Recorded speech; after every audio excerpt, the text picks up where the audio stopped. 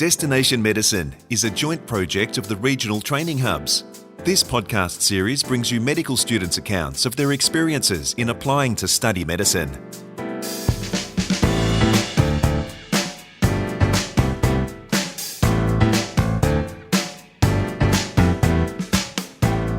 Welcome to Destination Medicine. I'm Nicole Goodman. Medicine wasn't Angus McGinness's first career choice by a long shot. He had already completed a radiography degree and was working quite happily. As a radiographer, he found he wanted to play a decision-making role in the care of patients. You'll hear shortly, as Angus describes his road to medical school, the steps he took to gain entry and the rewards and challenges he now faces as he completes his second year in Sydney, with a third year planned at the School of Rural Health in Dubbo, his hometown, and where some of his biggest influences remain. Heather Dawson takes Angus back to the start, to his earliest thoughts about what he wanted to do in his life, long before medicine became any sort of reality. Did he consider other career moves, even back then, she asked. I did. I had a few different ideas. When I was a lot younger, as a kid, I thought that I'd probably become a vet like my dad. I had this idea of taking over the family business. He had a small vet practice in Dubbo, but I found that I was not great with animals and that there's a level of calm and not being scared of dogs that you need to be a good vet. So the more I thought about that idea, the less it was a good one, I found. And my mum was an ICU nurse in Dubbo for many years, and she actually suggested radiography, but I wasn't sure about that. I didn't really know. And I actually went down the road of architecture. I started a degree in architecture in 2011, but only really lasted, I think, 2 weeks before I dropped out. I really liked the idea of it, but when I saw what the job actually involved, I got out quite quickly and spent the rest of that year working at an RSL club. I lived with some friends in Newtown and had a lot of fun, but didn't really get much done. And then the following year, that's when I applied and got into radiography. So it worked out really well that I'd had these other ideas and tried architecture and it didn't work. And that year off really gave me time to think about what I wanted out of a job. And it turned out to be working with people in a practical sort of job. Okay, well, medicine it turned out to be. But when you decided to be a doctor, who did you tell and what was their reaction? Yeah, so I can't really remember. I mentioned it to my parents, probably in passing, tried to avoid a big announcement. I would have told some close friends, but I found that when you tell people about your idea or your wish to do medicine, you almost always get a reaction of like, oh, wow, that's amazing, which makes it difficult because there's a lot more steps and a lot more work between deciding you want to do it and actually getting in through the admission process.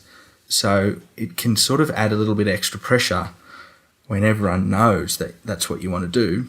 One thing that I found as I went along, that people particularly who are studying medicine or have been through and now working as doctors are all really keen to help out in any way they can. I think from going through the whole process themselves, it means people really want to help you out. So by telling people who are already working in the profession or at uni, that can be a great idea because there's often a lot of tips and tricks and general life advice that can help you out in the long term. Did you have a mentor or someone who gave you guidance regarding your career before you were accepted into medicine? I wouldn't say I had any official mentors, but there was a lot of people who I'd watched and who helped me out.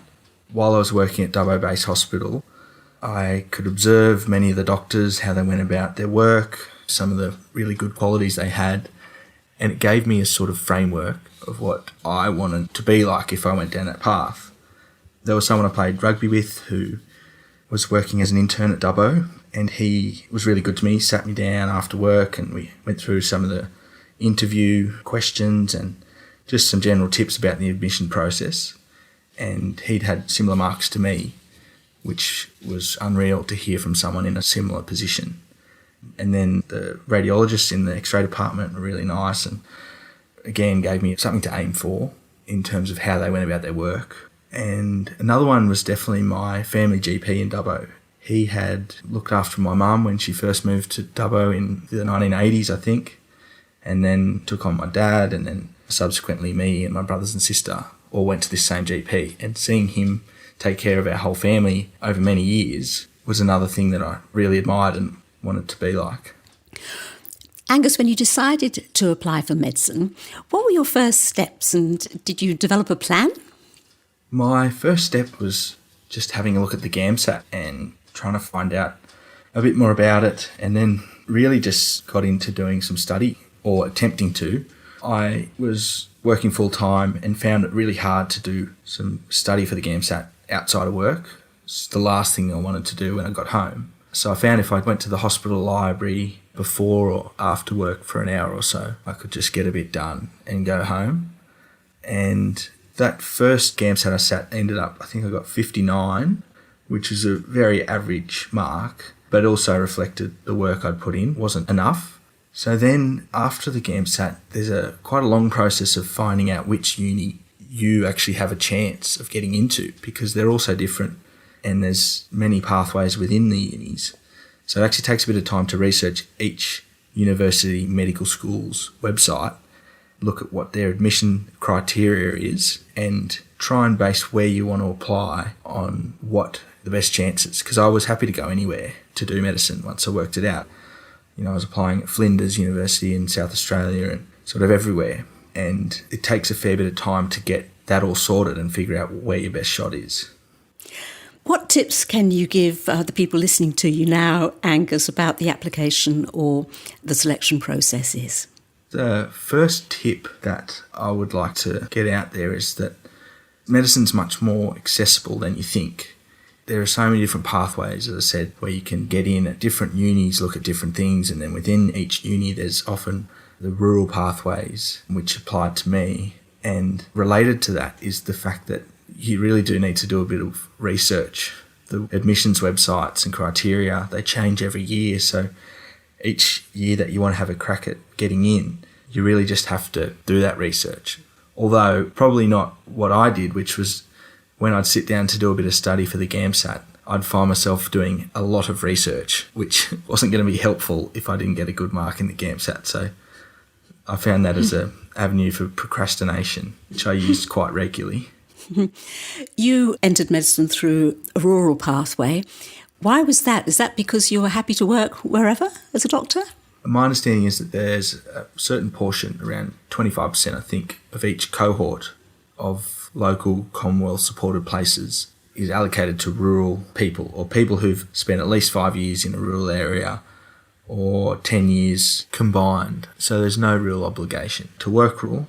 However, I think that's probably where I'll end up. And on that topic, I'm fairly confident that I wouldn't have been able to get in without that pathway. There's a huge difference in the marks and the cutoffs for the standard entry than there is for the rural entry. So I feel very lucky that that's an option, because that's really a big reason why I'm actually in. Now, I believe you had to sit interviews as part of your application process. So what do you remember about the interview process and how did you prepare for it? I only actually did interviews at Sydney Uni, and I'm not even sure if they still do interviews, but the format was 5 stations where they have scenarios at each one, and they'd touch on sort of moral or ethical dilemmas, really, a lot of them.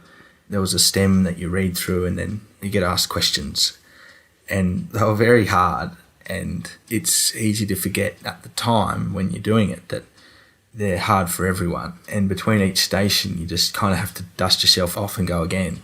There was a process where you had to work through these, like I said, dilemmas. And I'm not obviously on the interviewer side of things, but I imagine that they were after people who can look at a problem from both sides, work through it logically, show some empathy, and then ultimately be able to make decisions and back those up with some logic and reasoning.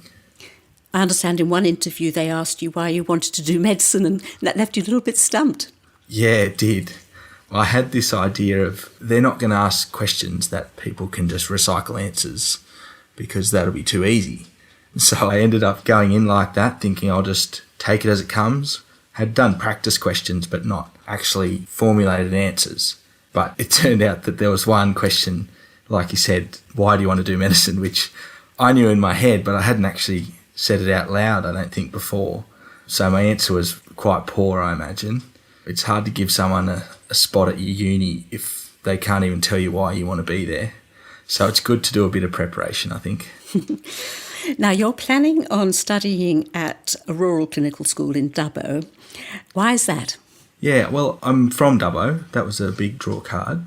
I think more than that, though, is I went to Dubbo as a radiography student a few years ago and learned a heap. And having worked there, I see the value of working in a hospital that's not just that size, but also in a rural area where you see patients coming from all over the place. There's a huge variety in what you learn, and you get to be quite close to the consultants as you're learning.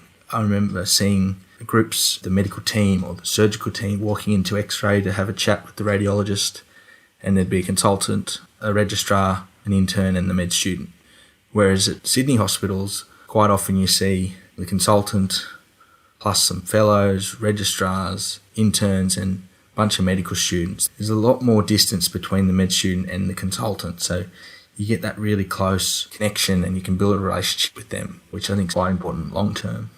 And I'm really excited that Dubbo has now got its full medical program through the University of Sydney, where you can do years 1 to 4 all at the clinical school at Dubbo Base Hospital. So when I'm there next year, I'm really keen to see what that's like and see the people, perhaps local people or from all over, coming to Dubbo to actually do their medical training. Now, at a practical level, there are lots of different study techniques. Angus, how did you find the right one for you?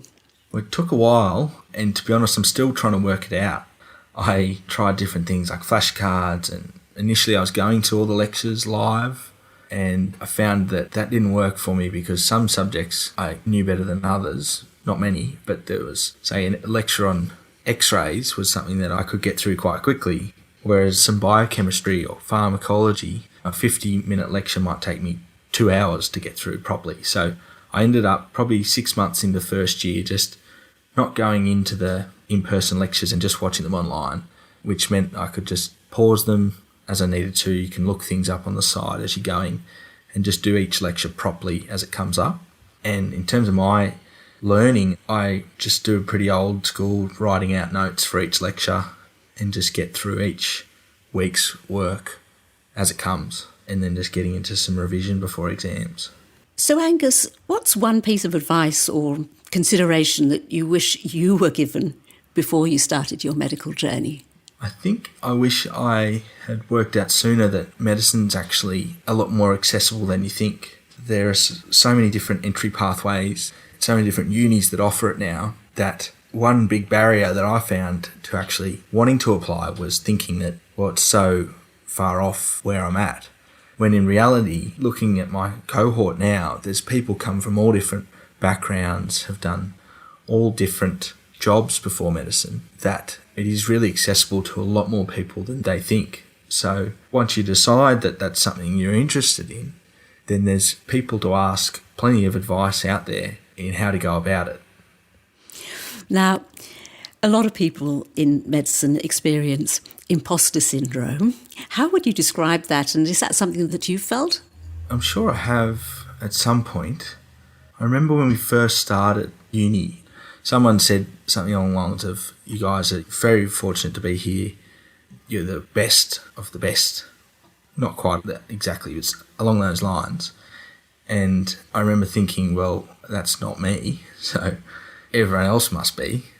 But the more you get into it, you start doing the work and you get into the degree and the meat of it, you can work out that it's just a matter of doing the work. Well, I guess there's a huge variation of different people working around you and with you, so that it goes to show that you can come from anywhere, can't you? Yeah, and that definitely helps with feeling that imposter syndrome, is that you're just a variation of all these other different people who are in your degree.